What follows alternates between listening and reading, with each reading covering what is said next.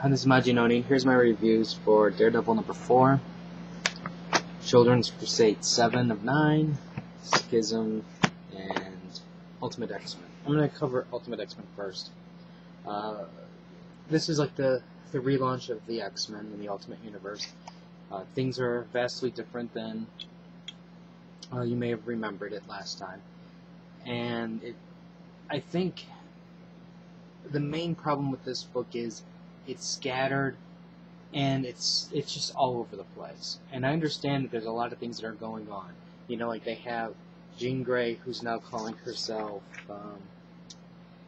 Karen Grant, and then she's going, looking for mutants like Professor X. Then you have Kitty, Pride, Human Torch, and Iceman living in the sewers, the Morlock sewers. You also have that guy from that other X title that I never bothered to read, but he's the son of Wolverine. So you have all of this stuff going on. You got Rogue and Storm. They're all scattered all over the place. And so what they're trying to do is they're trying to fill in all the blanks really quickly. And as a result, I never really felt grounded. I mean, I think there's different ways you can show mutant persecution and the state of affairs and things like that, but this is just all over the place. And I don't know, I just didn't, I don't think I ever really settled into the book. I never got a true feeling of a start. Or at least, obviously it started, but what I'm saying is I think I never got a grounded start. And, I don't know if I'll probably get a couple more issues of this just to see what it's like, get an idea of where it's going, and then I think this will be the first casualty of the Ultimate line. Next up is Schism number 4 of 5.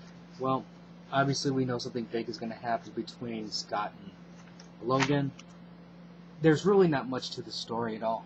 It's just basically you have Sentinel walking across the bay to get to Utopia. You have all the X-Men scattered. None of the X-Men can make it back in time because of whatever they're doing across the globe. So basically you just have Wolverine, Cyclops, and then Hope and her group. And, and there's a few other random kids. So there's not a lot of power left on the island. Now, I think there are some good moments in here. Like, I love this 2-page spread here. And there's a couple other nice moments, like, like that Sentinel picture there. And I liked some of the dialogue and the way Wolverine is looking with Cyclops and what they've done with some of this stuff. Now, this is where I'm confused and I'm running into issues with this book. It seems to me Wolverine and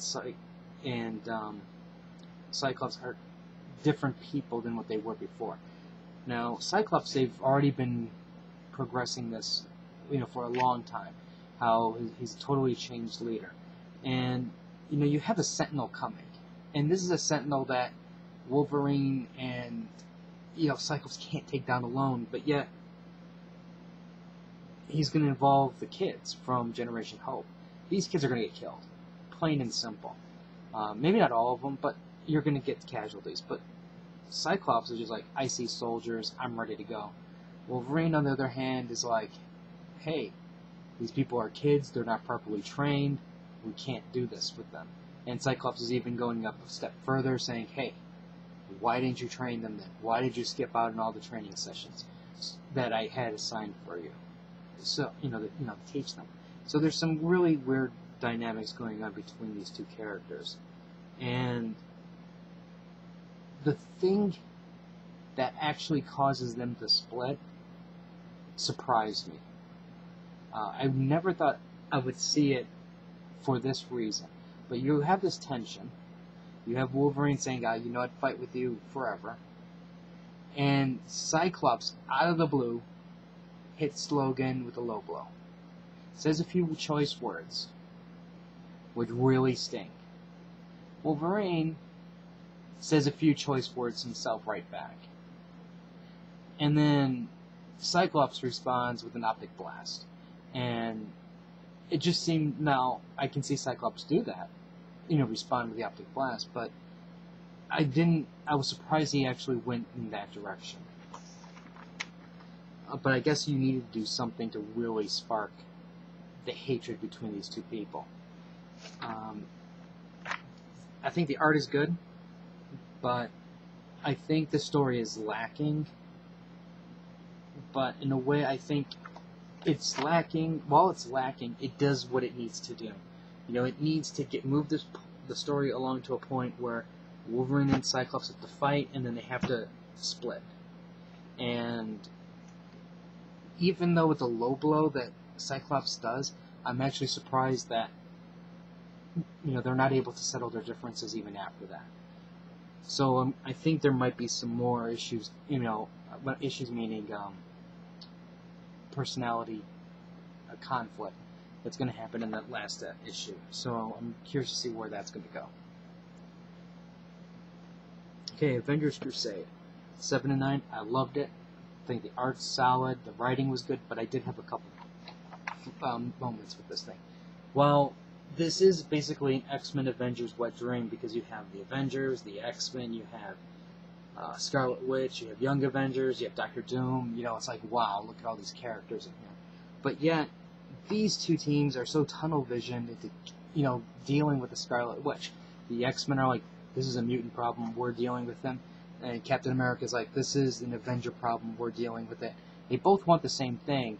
Well, it seems to me like Captain America wants to put her on trial, while Cyclops wants to kill her. And I find that is a little bit... I understand the hatred, but I'm surprised that he's going in that extreme. Especially when Richter gets his power back and the Scarlet Witch says, you know, I think I can give everybody their powers back. So you almost would think there would be somebody on the X side that might be a voice of reason. You know, you would think. But the only person that has a voice of reason is Magneto. But that's because, hey, you know, it's my daughter, I gotta protect her. Then, when I think everything is going great, I forgot his name from the Young Avengers, but that Patriot guy, he is a freaking idiot who deserves to be shot. Because when you have 3 spellcasters casting a spell, you don't shoot an arrow into that mix. I don't know. If you wanted to stop them from doing this thing, you better have done it before they started, because who knows what's going to happen once they start going. I like the issue. The ending was kind of like a surprise. I'm curious, and I'm really looking forward to seeing where this is going to head. Because, I mean, I'm really wondering if Wanda's going to give everybody their powers back. And finally, Daredevil, number 4. It's an interesting start to Matt Murdock and Foggy Nelson's new career. Basically, what they do is they teach people how to be their own lawyer, basically. And while they do that, Daredevil looks for evidence to help support them, and also he'll offer protection without really the client knowing that's protection. You know, that's what he's doing. In this issue, it's basically... One thing I didn't like is I love the way we saw Daredevil's radar sense work, but now they changed it, and I don't really think that this new way is as appealing as the old way or interesting. And basically the story, while there is some fighting along the way, it's nothing major.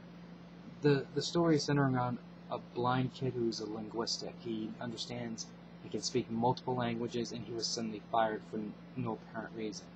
And so Matt Murdock obviously is going to take the case, or he's interested in the case because he's blind. And it ends with, this isn't really going to be a spoiler, but it ends with them standing in front of a window with the target lights on them. Now, I know Matt Murdock knows that there's people aiming at them, so it kind of is surprising that he would stay there this long, but I think, you know, this is just a snapshot in a moment in time, and that next page or that next panel, you would hopefully see something slightly different. But otherwise, it's an interesting book. It was an interesting read. I'm not sure how long I'm going to stay with Daredevil, though. Mostly just because there's all those DC books that are going to be coming, from that 50% off, and I'm going to pay full price for them. So I'm going to have to make room in my pull list. So this is still hovering over the thread of can't for me to drop it. So, I mean, overall, out of these books, it's not too bad. Like I said, they have a strong book. It's a decent book right here, but nothing special. Decent. And I think this is, I think what they need is I don't know if they necessarily need a new writer. I think they just need a new editor. I think they need to tighten everything up a little bit and provide a more cohesive start, rather than, I guess one way I think I can just think of this as is, imagine you have a bunch of poker chips in your hand, and you throw the poker chips in the air, and then that's your story. They're all over the place, and you got to find them, grab it. But when you look at like the Avengers, that was solid. It was like point A that took you to point B to point C, and it moved in a very strong way. And even though this this moves from point A to point B, it just seems more chaotic. It doesn't seem as grounded. But anyways, that's my review. So if you have any comments or questions, let me know. Rate the video up or down, let me know what you think, and I'll put up more reviews later. So until next time.